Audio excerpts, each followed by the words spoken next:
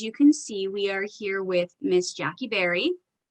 And she's going to talk about today the differences between condos and PUDs. There is a difference, so she'll go over those with you. I will say this is recorded, so for those of you that registered, you will get the recording of this. Give us a little bit of time to get it to you, but we will get you the recording.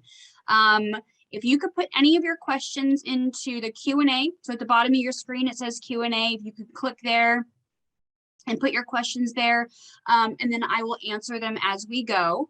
So give us some time.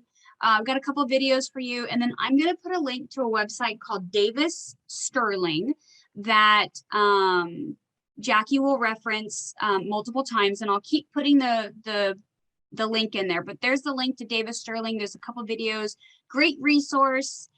So Jackie, I'll let you take it away from here. Great, thank you. And welcome to all of you industrious agents out there who want to get more information on HOAs. I know the market is shifting again. I keep a pretty close eye on that. And I can see that we're still in multiple offers in some areas. I want to talk a little bit about that. But what we're going to do today, we'll wait till a few more people come in, but I kind of want to give you a little bit of an overview of what I have been seeing quite frequently in the industry, especially when it comes to homeowner associations. As some of you know, because you've called me to actually access documents, that we do about 200 of the associations in the Bay Area for a couple of management companies where we are the prime source to access those documents. And my job is to make sure that those documents are put together so that you can pass them on without a lot of hassle, and you already have the report. The second part is that I do these for all of you when you have a buyer or a seller, and I prefer to do it at the seller level because the concept is a good one. It says everybody will pay their, that they need to know what's going on in their association. Well, we know when you list these properties, that's not the case. A lot of these association members do not have a clue on how financially healthy it is, yet that's a big part of what they're selling. One of the things that is concerning to me is that the real estate agents are relying on the homeowners association's disclosure packages, which I've only had one this year that's been fully disclosed at the beginning. And it takes a lot of effort, time and effort to go back to access those documents. So it should really be done at the seller's level because the seller is the responsible party. Ultimately, the association is not a party to the transaction. So you will find that they're not very friendly when a listing agent doesn't get all the documents and pass them out. Or if a buyer's agent calls to ask a question, they usually won't even answer the phone to that. Once in a while, you'll find one that will, but the majority of the time, they're leaving that up to the seller. So the seller is the ultimate responsible party. Therefore, they have the fiduciary duty to do that. And the big thing on homeowner associations with most of my agents that I work with is that they forget they're not only selling a home. We know what that home looks like. Your sellers have decorated it through your help to make it very appealing to the people that are going to be coming through. And the buyer's agents bring the people through and they're showing them how cute the house is, how the sun comes in the window, where they can sit and have a cup of tea or coffee or a glass of wine, and everything about that place when it's the appeal of being able to sell it. But one of the biggest things that I'm getting now from buyers that have already bought and have bought with no contingencies in their contract, and they move in and they find out that they have a huge special assessment coming down the pike. And I'd like to tell just a quick story, is that I had a lady that bought a house in June. She went to the first meeting in August and found out that there's going to be a $50,000 special assessment. She called her agent and said, when you told me to buy this place with no contingencies, well, I bought it and now I've got a $50,000 special assessment. And so they're not a very happy camper. And I doubt that that agent's going to get too many people. that are going to want to have him work with them. That's part of it. The other part of it is these associations are trying to keep their assessments low, thinking that that's going to help sell the property, when in essence, that is not what's going to help sell that property, but full disclosure is. So when you're selling in a homeowner association, also called a CID, Common Interest Development, you have two different disclosures. One is the one about the unit, the sale of the actual property, and the second part is the financial and administrative health of that corporation, whose only duty to its members is to maintain, preserve, and enhance. So I like to use the David Sterling website. I go to it several times a day. I refer to it quite frequently because they're very innovative. It's a law firm in Southern California that have taken all of the laws and helped to expand on them, to explain them and make them so that they're more appealing and easier to understand. Because you're selling a multi-million-dollar corporation that you're asking that buyer to get involved with, and they don't even know what they're buying into. Also, the listing agents are taking the documents and they're putting them in IO and they're running them all together. The buyer gets a package with 750 pages. If they do have a time frame that they can review those documents, you're saying to them, well, you have 3 days in which to review, understand, and sign off on these contingencies. I'm not sure that that's the best way to handle it, because I don't think that your buyers really understand what it is that they need to know. What are the documents that they should really be reviewing, and how do they actually put that into what they're buying into and taking responsibility for. So today we're going to be talking a lot about the different types of properties, but I had a couple of short 2-minute videos. These are on the David Sterling website. You can use them in your sales pitch. You can pass them to the buyers or the sellers. And so I would like to start with, let's see, which one should we start with? Let's start with the origination of the homeowners associations. This will give you an idea as to what all this is and where it came from.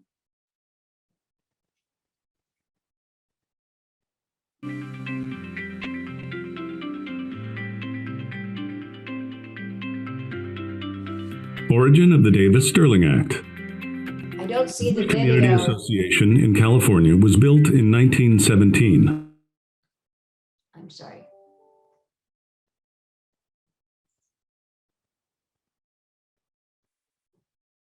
You see it? I do now. Great. Okay. Thank Sorry. you. We'll start No it over. problem. Just right there. Here we go.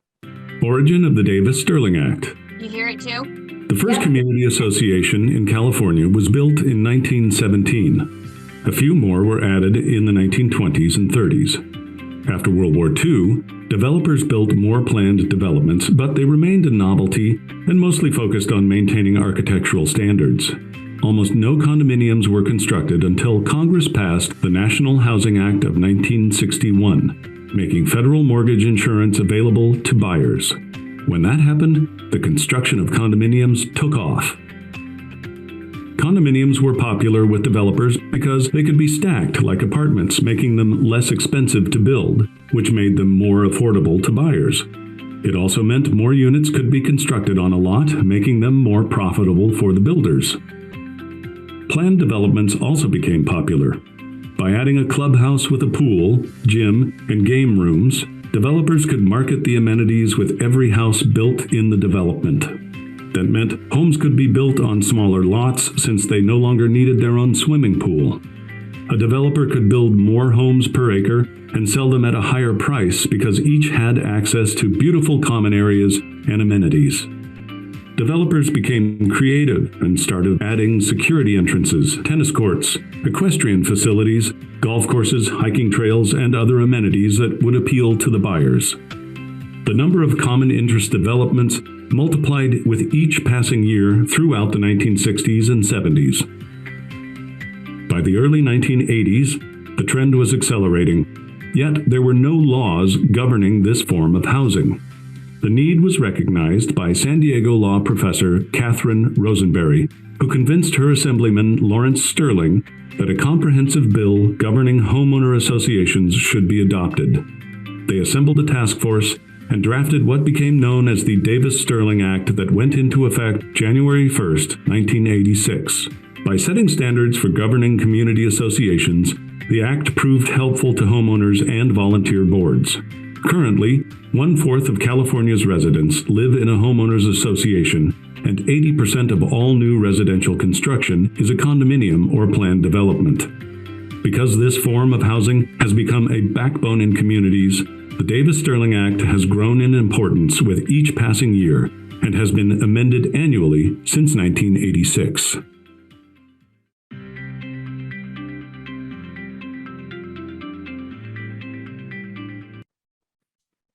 So that's perfect. Now that you know about where they came from, 1917, that's a long time ago. I got involved in 1962. So I've been around since the new format has been there. And you can see that 25% of our population lives in some kind of a homeowner association. Interestingly enough, that they are divided, what for your purposes, and we're gonna show another video here in a second that basically shows you the 4 different types of ownership that you have. And the first 2, we're not going to spend a lot of time, but we are going to spend some time today together when we're talking about the planned unit developments and the condominiums and what are the differences. There are several things that pop up quite frequently. I get a lot of questions about, well, it's a planned unit development, so that means that the owner is responsible for the siding or something of that nature. That's not always true. You have to go to their governing documents, which it also talked about in the CC&Rs. And so we're going to talk a little bit about that. I know we have an hour together. I do want to be able to answer questions. So if you're putting in your questions, then we'll answer those as we go along. I'd like to be able to get you the information that you need so that you can impart it into your clients and as well as having it for yourself. This is not something for the faint at heart. Homeowner associations, there's 55,000 associations in the state of California. It's a quarter of the housing market. That's a huge chunk of real estate, isn't it? And I know a lot of people steer away from them, but now they've moved up into pricing where it makes it a little more difficult to not at least show your clients this type of housing. The big thing that we want, let's do that second video about the types of properties, the 4 types of properties. I like these videos, they're short, but they do give you a lot of information. Can you see my screen? I can see your screen this time. Awesome. 4 kinds of common interest developments. The Davis-Sterling Act defines 4 kinds of common interest developments: stock cooperatives, community apartments, condominiums, and planned developments. Each has common areas coupled with an exclusive right to occupy a unit, but each uses a different legal structure to accomplish it. A stock cooperative is the earliest form of common interest development and is found predominantly on the East Coast. Even so, there is an estimated 30,000 stock cooperative housing units in California. In a stock cooperative, a corporation owns everything, including all units. To get into a unit, buyers purchase shares of stock in the corporation, which gives them the right to lease a particular unit, called an apartment. In a community apartment project, instead of a corporation owning everything, members own a percentage in the entire project, including all units. Once a person buys into a project, they have the right to lease a unit called an apartment. These types of projects are fairly rare and are also known as own-your-owns. A condominium project takes a different approach. Unlike stock cooperatives and community apartments, buyers hold title to a cube of airspace called a unit, plus a percentage of a common area. The boundaries of units and common areas are described in a condominium plan. In addition, a declaration of covenants, conditions, and restrictions, CC&Rs, is recorded against the entire project, restricting the use of property and defining the responsibilities of the association and its members. A planned development is the fourth category of common interest developments under the Davis-Sterling Act. Instead of owning a unit, members own a house and the lot upon which it is built. The boundaries of the lots are described in a parcel map. Houses can be freestanding, as in traditional subdivisions, or they can be townhouses that share a party wall. Common areas are either owned in common by all members or deeded to the association. Currently, 80% of all new construction in California consists of a common interest development, primarily condominiums and planned developments. Great. Thank you. That was great. Those two videos give you a lot of information and food for thought. When you're negotiating with a transaction, you need to know whether you're buying or selling in a condominium or a planned unit development. We're not going to go through condos and the co-ops and the apartments because you don't see a lot of those in the area. If one of you get into that kind of a situation, well, I'll be happy to work through it with you so that you understand it a little bit better. But primarily today, we're going to talk about condominiums, which is airspace ownership, the walls in, the floors up, the ceiling down, and a planned unit development, which is where the people own the building structure and the land underneath it. In the earlier days of this type of housing, the planned unit developments had a lot more responsibility for maintenance items. And in a townhouse, they would even be responsible for the roofs. But when they found out that they had to fight with 3 other owners to try and get their roof fixed, and they were in the middle of the four units, they found it very difficult to get their neighbors to want to replace that roof. And then the association got involved. So we saw a lot of administrative working around on the CC&Rs to identify or to justify what was to be done if something like that happened. I'd like to step back one piece. Most of you will get a preliminary title report, regardless of which side of the transaction you're on. It's part of the disclosure documents that you work from. I know I've said this before, so it's duplicating for some of you, but for those that have not gone through this with us before, when you look at your preliminary title report, you want to go to the property description. The property description will have 2 first words. One is lot and the other is unit. If you see the word unit, you can be guaranteed that that is always a condominium project where they're owning the airspace only. If it says lot, it is where they own the land as well as the structure. Now, even though there are 2 different types, maintenance responsibilities vary from association to association. You really need to look at your conditions, covenants, or restrictions, also known as the CC&Rs. That's where you're going to find the pieces that you need to know about.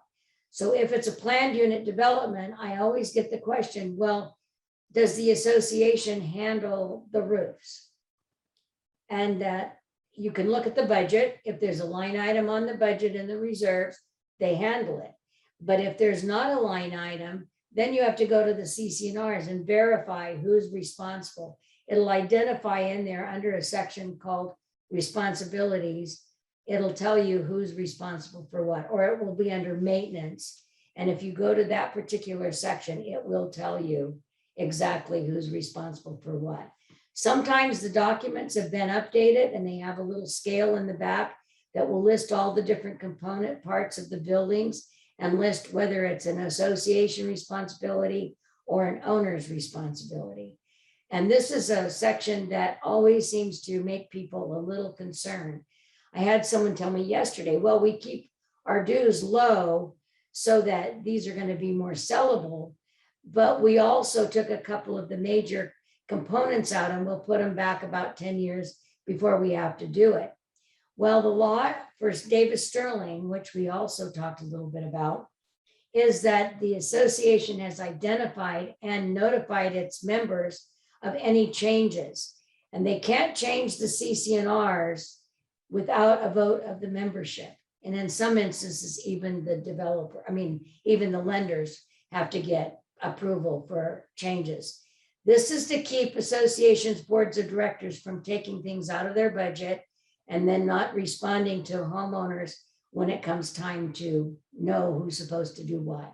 My biggest one is most of you will get termite inspections if you're selling it. Let's say it's a condominium or a planned unit development, but you say, oh, it's a townhouse, so the association is responsible for that.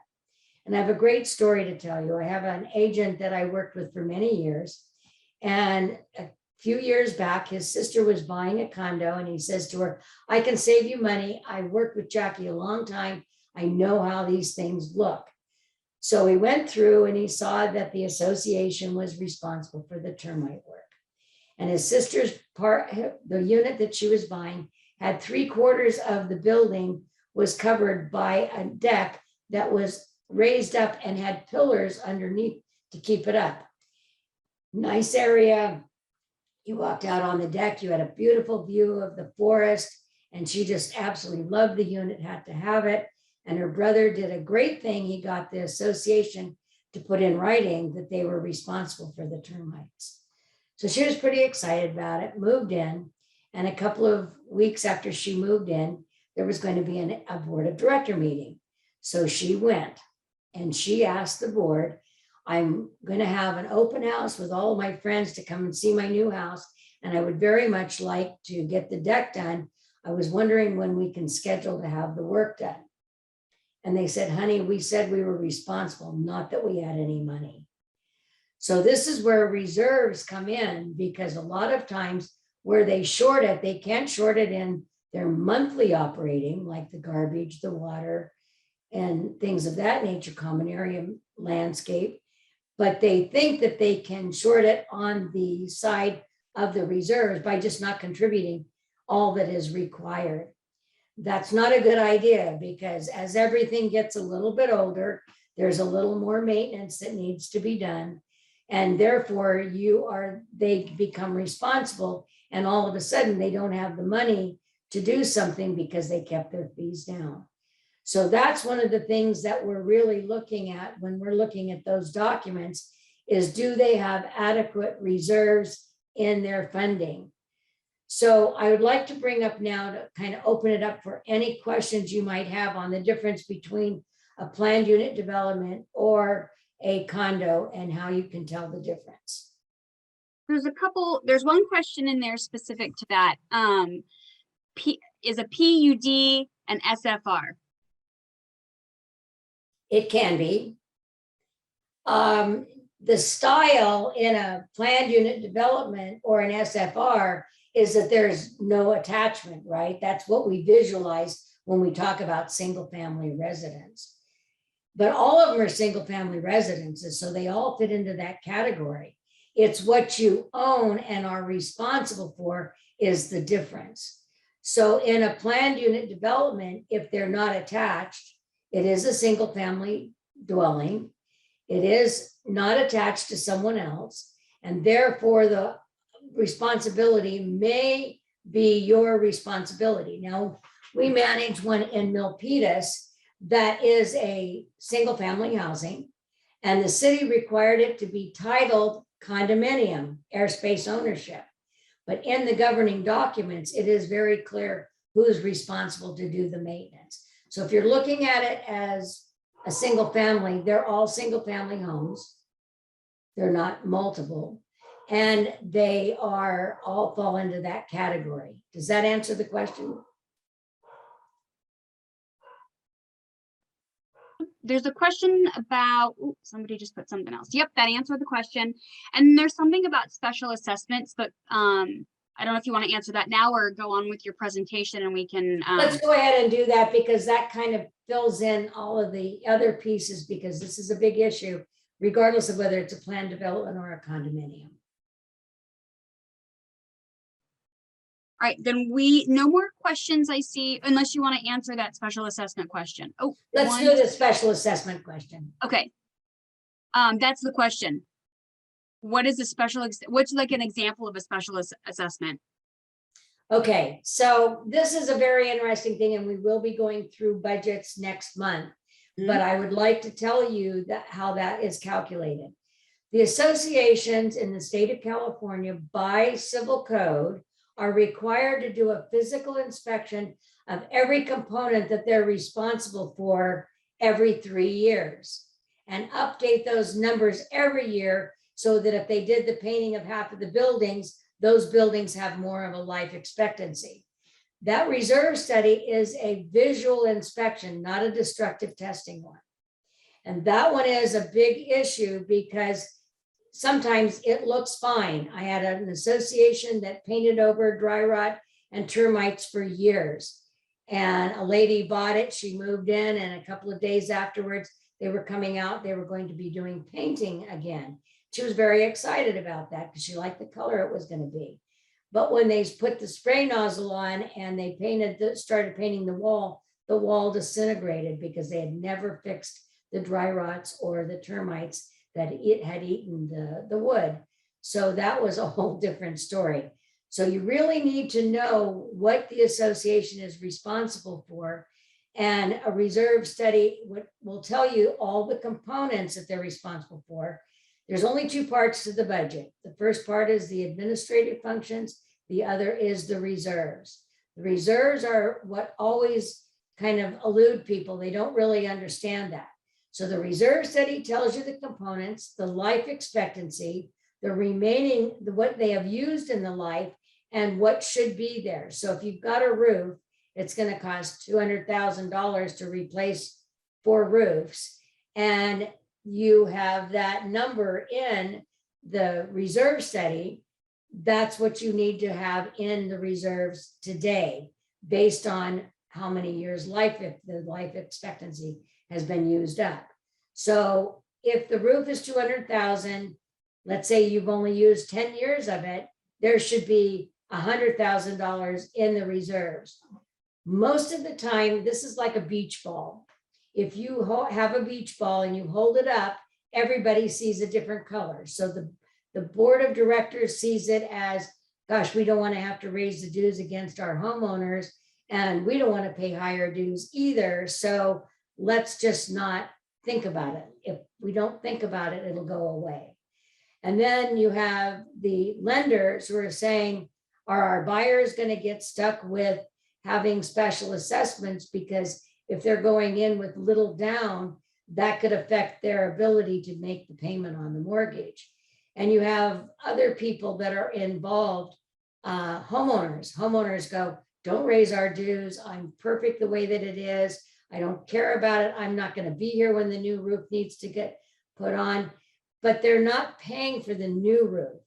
The concept in reserves versus income is that you have considered what it's going to cost and that you've contributed money to it for the use of the period of time that you have it.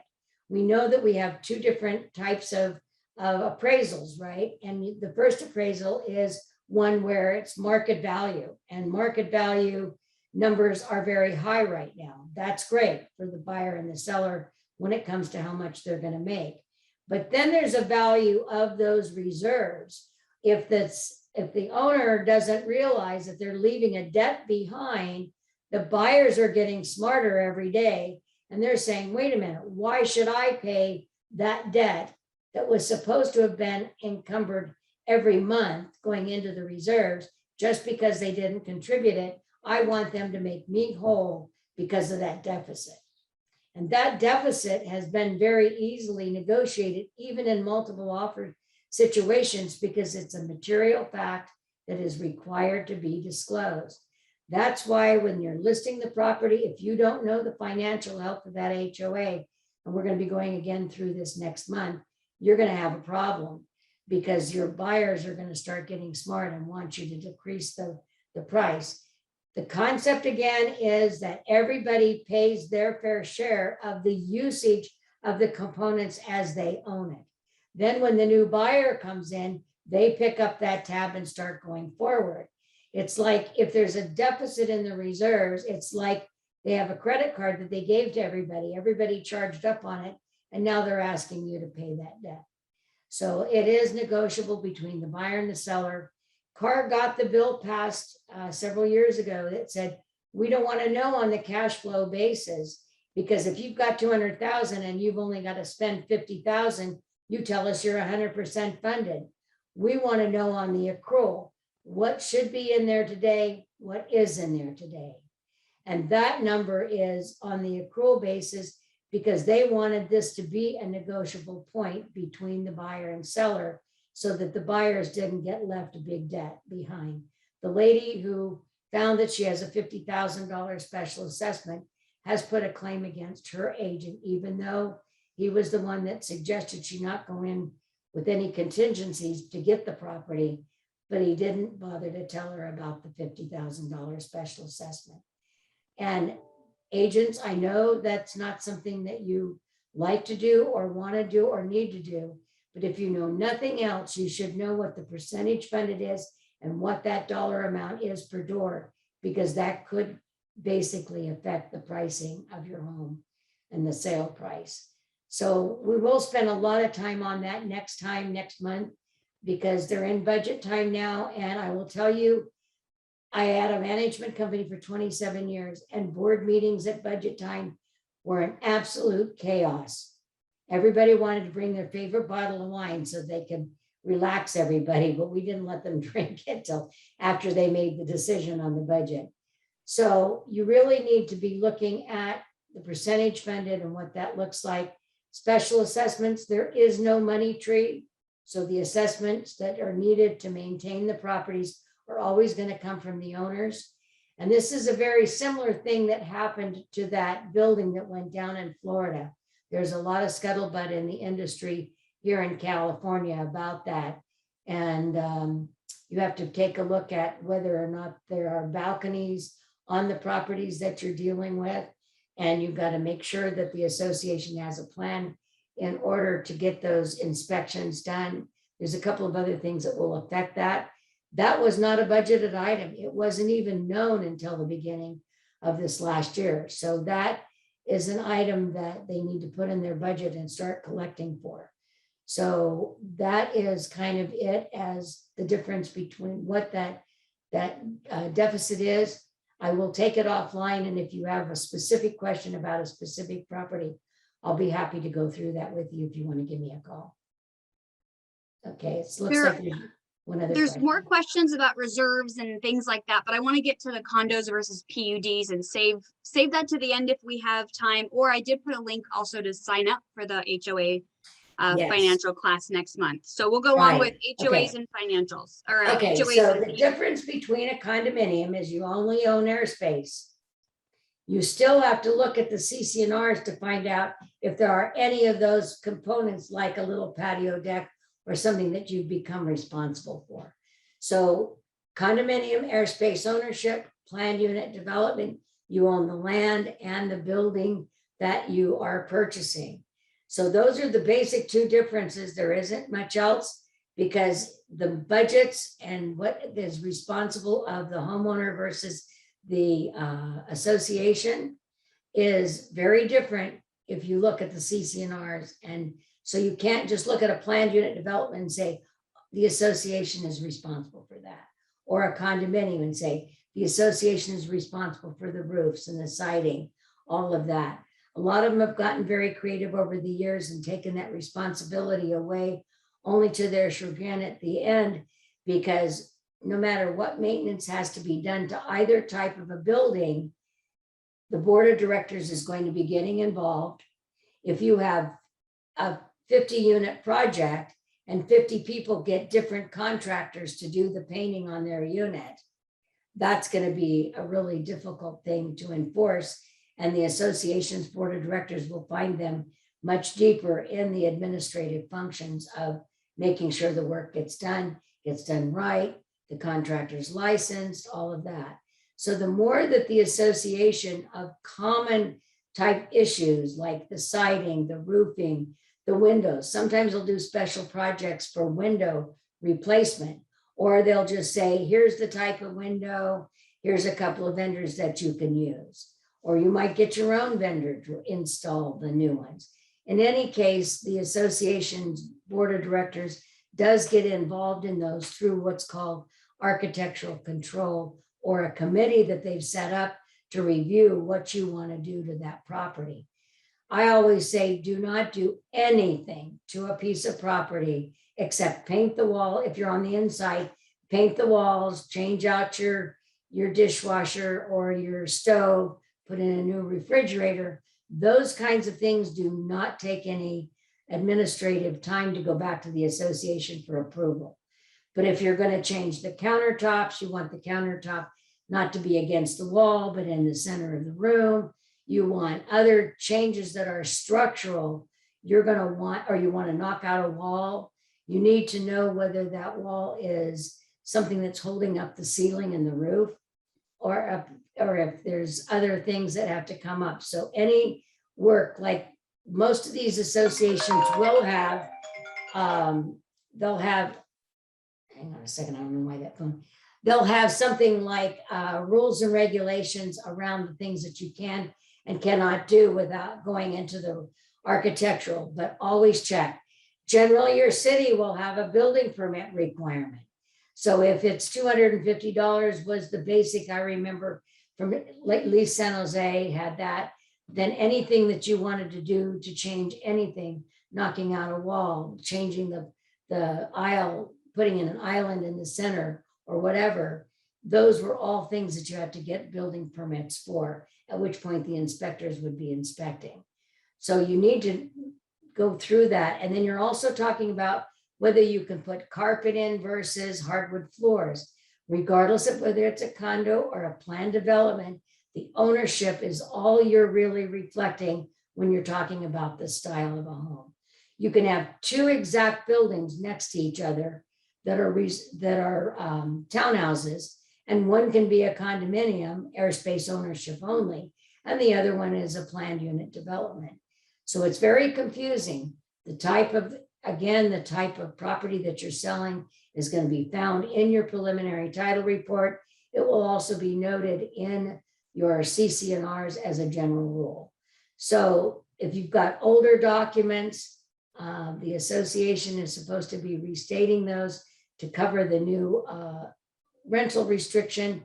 And so that they've done that by the end of this year. And I'm not seeing that happening a lot.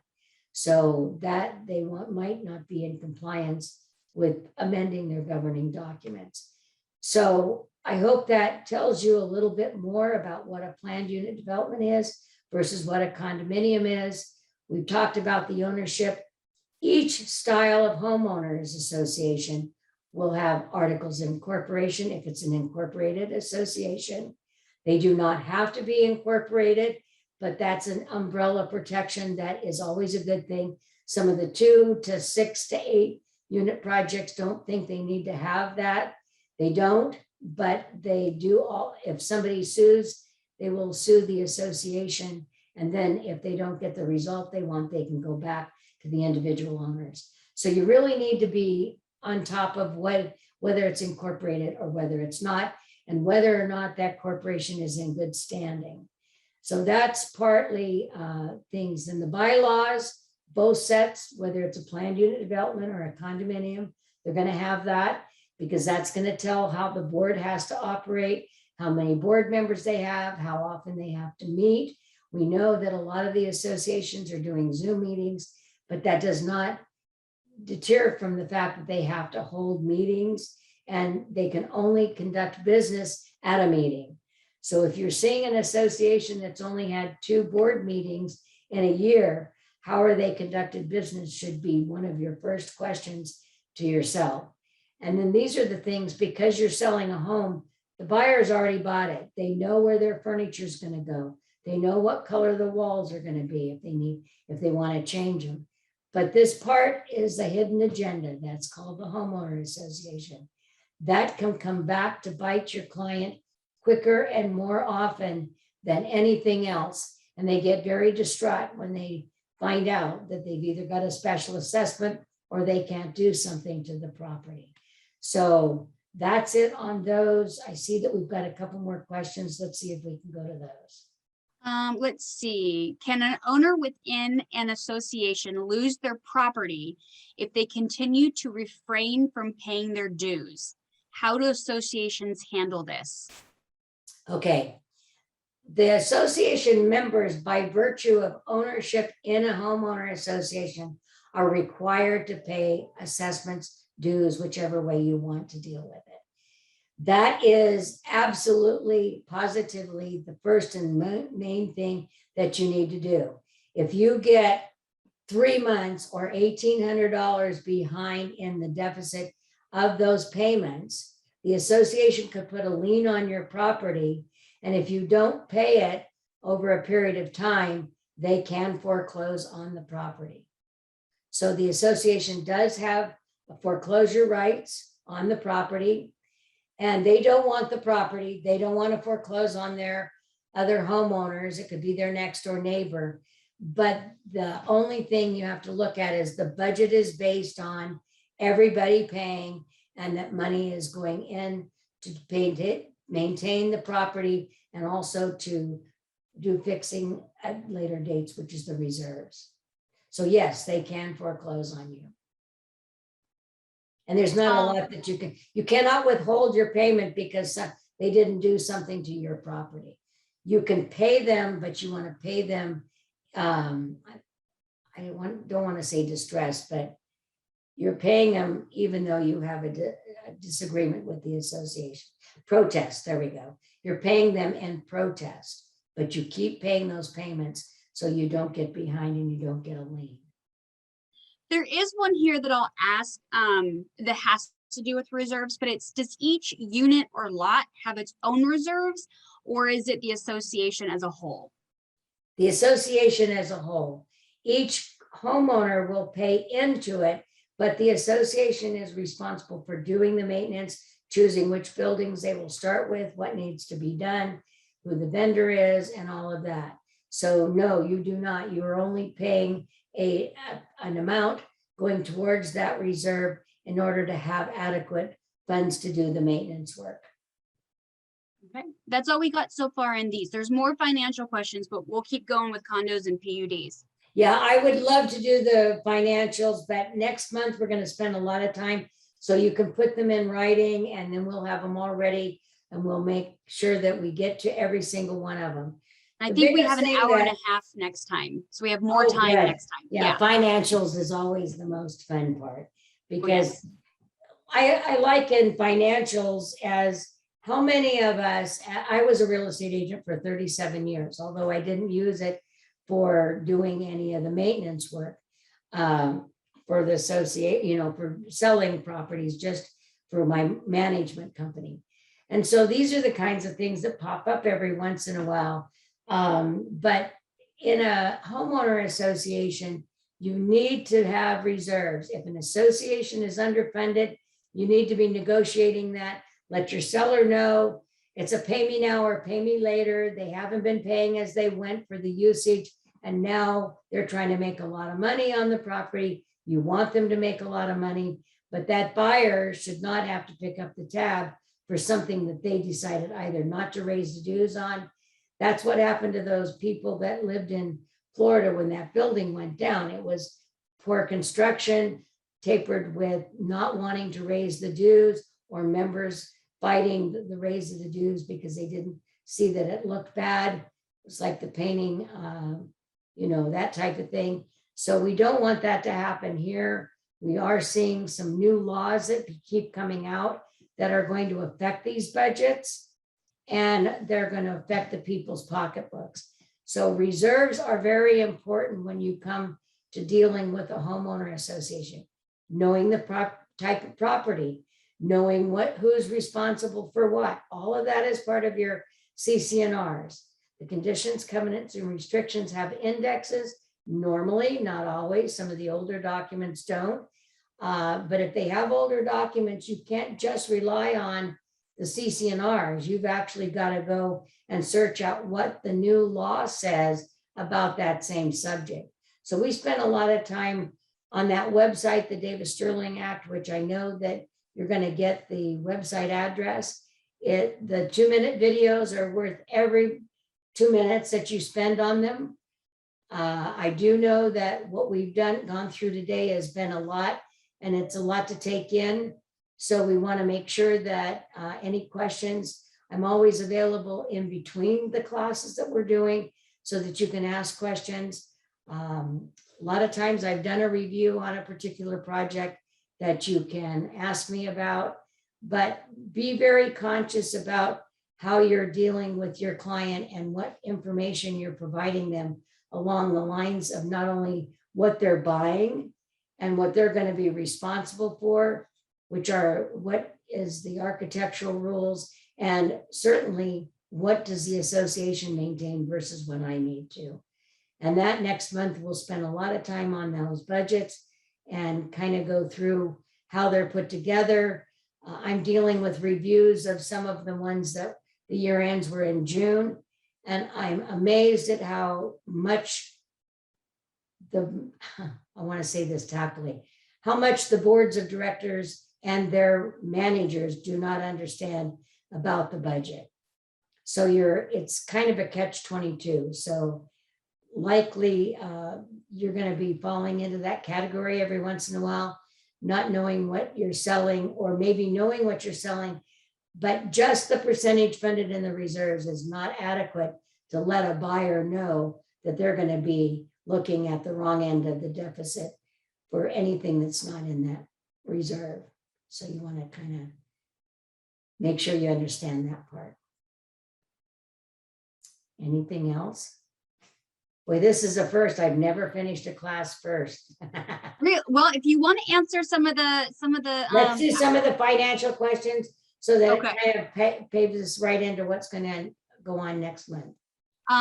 So someone just said that they've been using you for a long time and they love you. And you should always have the OA package reviewed by Jackie. Also, so there's one in here. How difficult or costly is it to convert a fourplex to a condo or a PUD? Can you do that? You can.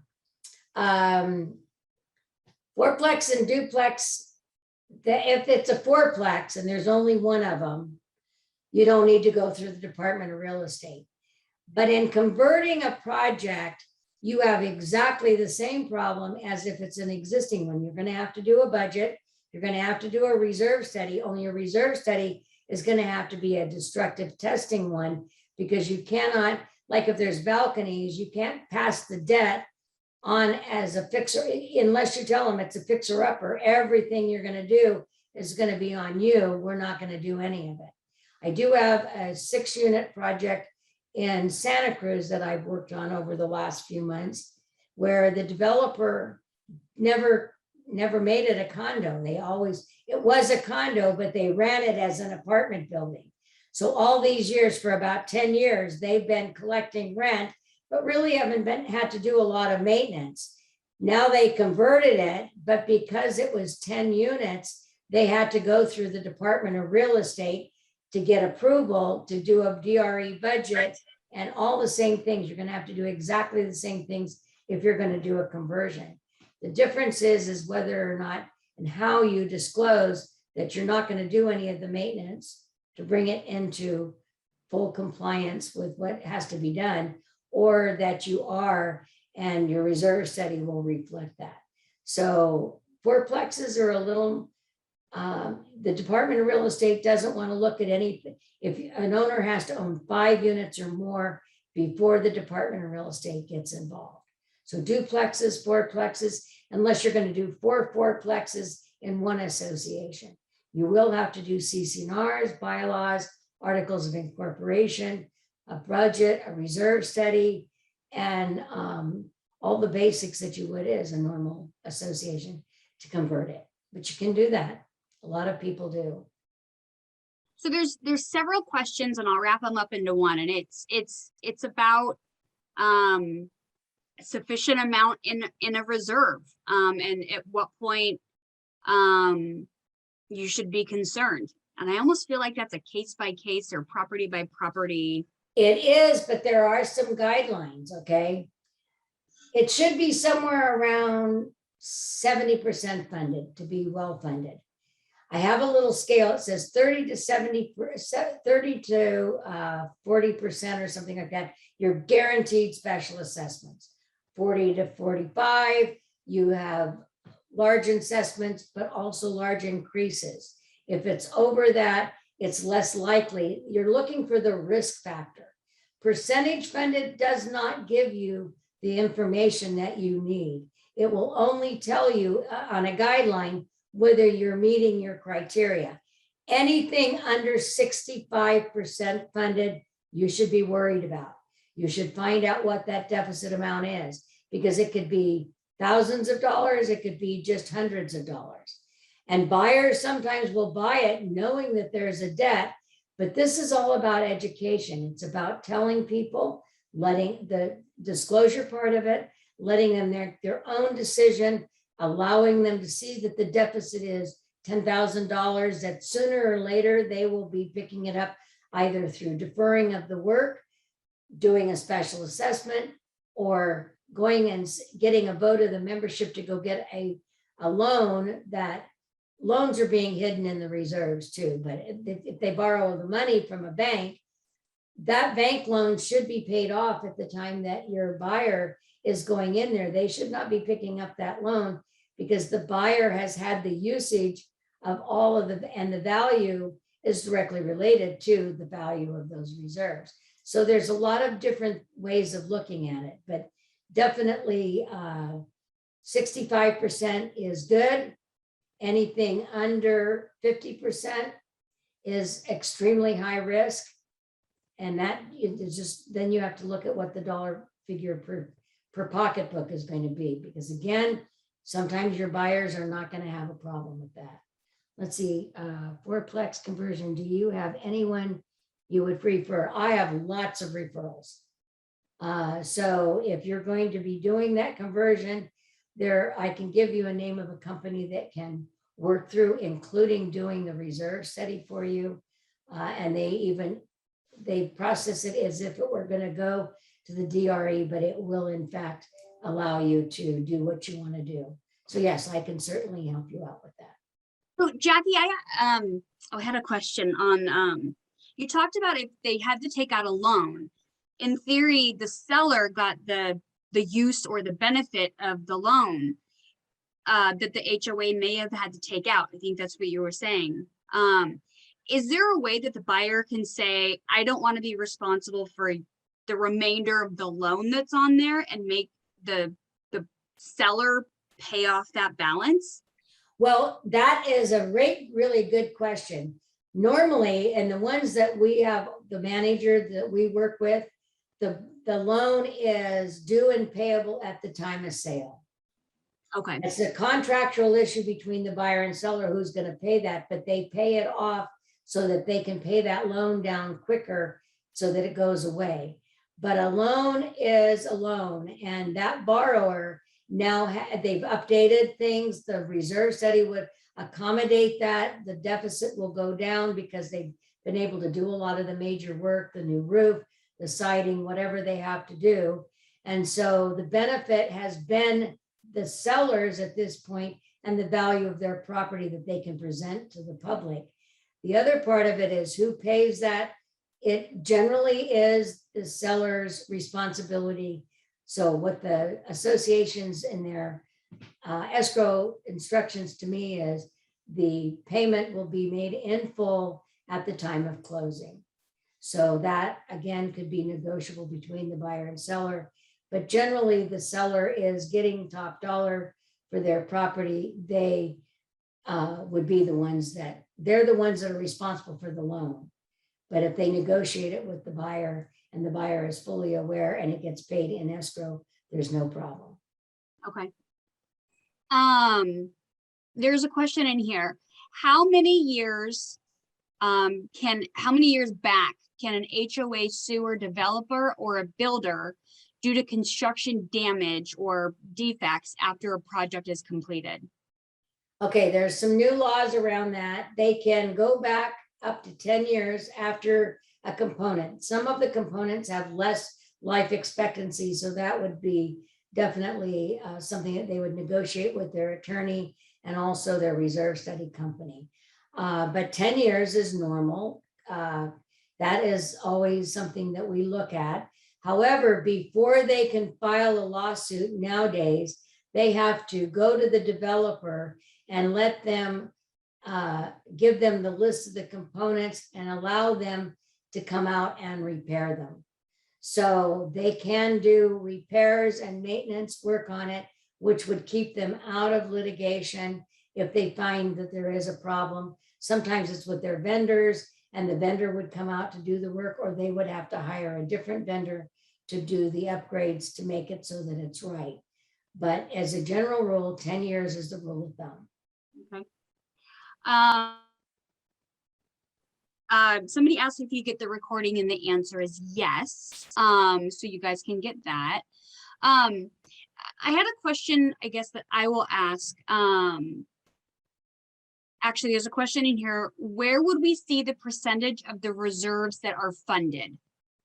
Okay, so you're going to find that in your budget. There is a form in there that they're required to put in there that's called Assessment Reserve Funding Disclosure. And the way that you can go to that, and it'll give you the numbers when they did the budget. However, if you're going to be accurate with what you're doing, is you have to go to the reserve study and the budget and say, here's what should be in the reserves today, because that's part of the calculation.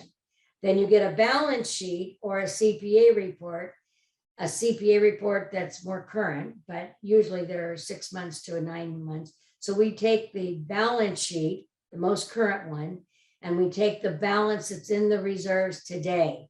So what was supposed to be in there is on the reserve study. What is in there is on the balance sheet, and you subtract them and you divide that by the number of units, and that'll give you your dollar amount. I'm going to work out something so I can show you the actual formula that you do. What is supposed to be in reserves versus what is in reserves, and where those numbers come from next month. So I hope all of you sign up and come back. Yep. We will go through that, but that's all you have to remember. Find out what's supposed to be in there based on the reserve study this year, and what is in there based on a current financial. And then that way you'll get the percentage, the dollar amount per door. Percentages are just calculations that come out of that. It's what you don't have is a calculation percentage wise of what you should have. But the real number that you're looking for is that per door figure. Let's see. How does one order HOA docs? Well, a lot of you are really relying on your title companies to do it. Sometimes you have assistants that will do it. The association must respond to a written request that the seller is selling, and you're requesting the documents on their behalf, because they're only responsible to the seller. So you can order them that way. However, just because you order them and you have the client pay for them does not mean that they're compliant with the law. That's where we come in, and we do a civil code compliance review, and we tell you all the spots that they're not compliant, because you're not hiring us to tell you all the good stuff that you already know. You want to know about the financial help, which is 50% of what you're selling or what you're buying. So that is how you would calculate that, and you want to know what that is. You're going to look at your budgets, you're going to look at your reserve studies and your year-end financials or whatever that you get. So that will give you the pieces that you want. As far as ordering the documents, you're going to probably only get the percentage funded on that form, the assessment reserve funding form that I told you about. So we're going to show you that form next week so that you know what it looks like. It is a standard form, just like their car contract. We have standard forms in the condo industry that the associations are required to fill out. So I hope that we've answered all your questions. Are there any others? I didn't see any other come in. So thank you, Jackie. And again, I put it in a couple times, the Davis Sterling website, and I put the link for HOA financials. That'll be a longer class because I'm sure there are a lot more questions that go to that one. So make sure you sign up for those.